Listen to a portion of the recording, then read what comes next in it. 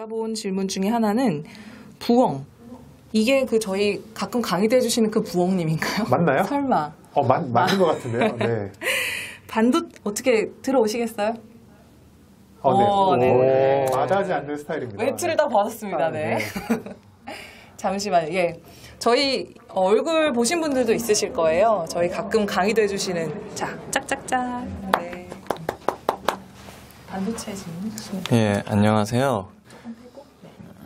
아니, 제가 사실 작년에 다른 개인 투자자들이나 주변 펀드 매니저들한테도 좀 질문을 많이 들었던 건데, 작년에 주가가 그렇게 하락을 하는데 원화 환율이 생각보다 많이 안 올랐어요. 그리고 하반기엔 오히려 막 떨어지기도 했고, 그래서 왜 이렇게 원화가 강세냐는 질문을 많이 들었었는데, 저도 뚜렷한 답은 몰랐지만 좀 추측을 했던 게 경상수지 흑자가 계속 유지가 되고 있고 경기가 안 좋다는데, 그 부분이 많이 영향을 미치지 않았나 했는데 뜯어보니까 반도체에서 흑자가 어마어마하더라고요. 근데 최근에 이제 반도체 가격이 하락하고 있고 12월 수출을 보니까 반도체 하락하는 게 좀 확연하게 보이더라고요.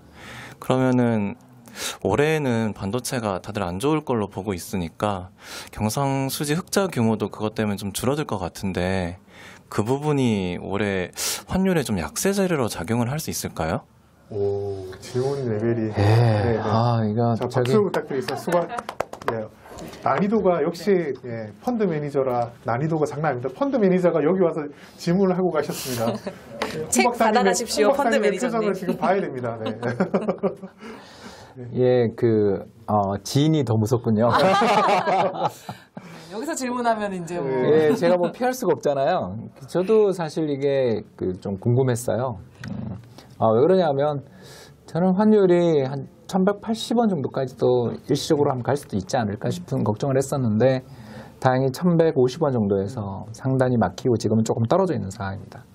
환율이 이렇게 왜 안 오르죠? 이렇게 물으면 제가 봤을 때 이제 두 가지인 것 같아요.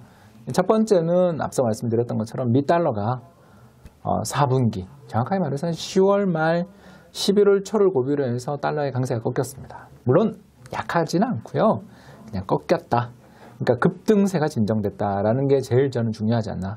특히 이 과정에서 보시면 7월 달만 해도 터키 관련해서 환율 급등하는 등 여러 가지 문제들이 있었던 신흥국 시장에 대한 불안감들이 최근에 조금 진정된 기미를 보인 것도 영향을 미치지 않았을까 생각되고요. 결국 이게 글로벌 달러의 흐름 자체가 분명 예전은 같았으면 달러가 더 강세로 갔다면 분명 우리나라 환율도 끌려 올라갔겠죠. 그런데 달러의 가치 자체가 최근 들어서서 그렇게 강세를 보이기보단 미국의 통화정책 기조의 변화에 대한 기대 속에서 하락하기 시작하거나 또는 강보합 정도로 머무르고 있는 게 우리나라 환율의 급등을 억제했던 가장 큰 요인 아닌가, 저는 이렇게 생각을 합니다. 이제 두 번째는 맞습니다. 반도체 이야기고요.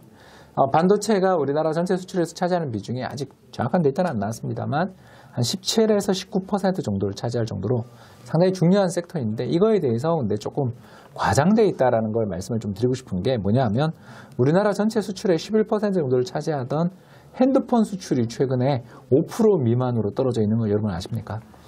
왜 그런가 싶어서 우리나라 전체 전 세계 스마트폰 시장에서 한국산 제품의 점유율을 살펴봤더니 변화가 없더라고요. 결국 이건 뭘 의미하냐면 메이드 인 코리아에서 메이드 인 베트남으로 바뀐 게 전체 한국 기업들의 한국 기업들의 스마트폰 점유율의 변화는 별로 없는데 한국 전체 수출에서 차지하는 스마트폰의 비중은 확 줄었어요. 결국 이게 설비 이전 때문입니다. 물론 우리나라 고용 측면에서 굉장히 안 좋은 뉴스고요. 특히 제 고향 경상도의 모시 같은 경우에는 정말 큰 타격을 받은 걸로 알고 있습니다. 이런 일들이 이제 벌어지게 되는 경우에는 반도체 수출이 예전에는 기흥에서 버스를 타고 구미로 가던 게 기흥에서 화물차를 실려서 구미로 가던 게 지금은 기흥에서 평택항을 거쳐 다낭으로 간다거나 하노이로 가는 거죠. 그러니까 이게 국내 내에서의 매출이 해외로 나가는 걸로 잡히면서 반도체의 비중을 이상 높기는, 그러니까 과도하게 좀 고평가시키는 연인이 됐다라고 보시면 되겠고요. 이런 요인을 제외하고 살펴본다면 반도체가 우리나라 전체 수출에서 차지하는 비중이나 영향력들은 그렇게까지 크진 않았다라고 볼 수 있는 거고요. 근데 이제 두 번째로 봐야 되는 건 이 반도체 쪽에서 발생하고 있는 이 거대한 흑자가 앞으로 줄어들 것이냐? 예, 줄어듭니다. 이건 확실합니다. 줄어듭니다. 대신 지난 2010년, 11년에 우리나라 전체 수출의 12%를 차지하다가 반토막 난 조선이 지난 2분기, 3분기에 바닥을 치고 회복되고 있다는 걸 또 빼놓을 수가 없는 거죠. 결국 우리나라 경기라는 건요. 조선이라든가 화학이 엄청 좋았던 시기 2010년, 11년, 12년 그러다가 또 거기가 나빠지면서 반도체가 먹여 살리는 시기도 있는 이러면서 왔다 갔다 하는 구간이라고 볼 수 있고요.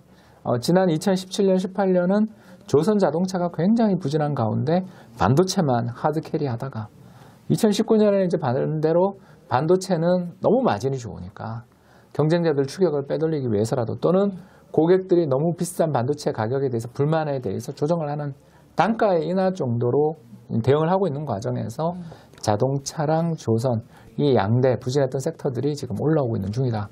따라서 제 생각에는 외형, 수출의 외형이 아주 급격히 감소하며 무역 수지가 악화될 가능성들은 그렇게 크지 않지 않냐.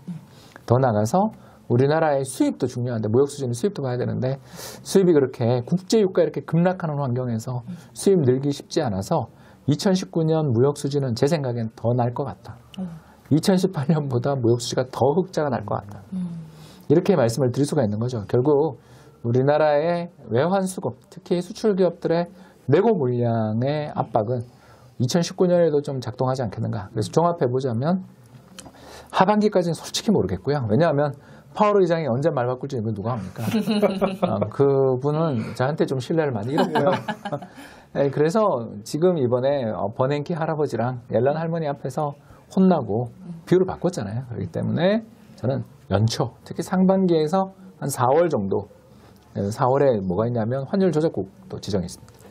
네, 그래서 그 정도 시즌, 그리고 또 그 사이에 당연히 미국의 중국에 대한 관세부가 90일 이후에도 다 그 사이에 있기 때문에 일단 환율은 저희 생각에는 한 2분기 초 중순까지는 환율 좀 떨어지지 않겠는가라고 보는 쪽에 의견을 가지고 있고요. 그 뒤는 이 파월의 대응 더 나가서 미중 무역 분쟁 문제들이 얽혀있기 때문에 그 부분은 조금 더 긴 전망으로는 자신은 없다. 그러나 일단 당장은 환율이 조금 더 안정될 가능성이 있지 않냐 이렇게 보고 있어서요. 우리나라 환율이 막 급등하질 것 같지는 지금은 않다. 이렇게 말씀을 드릴 수가 있겠습니다. 구독하기, 좋아요, 잘 읽었다는 댓글 남겨주세요. 큰 힘이 됩니다.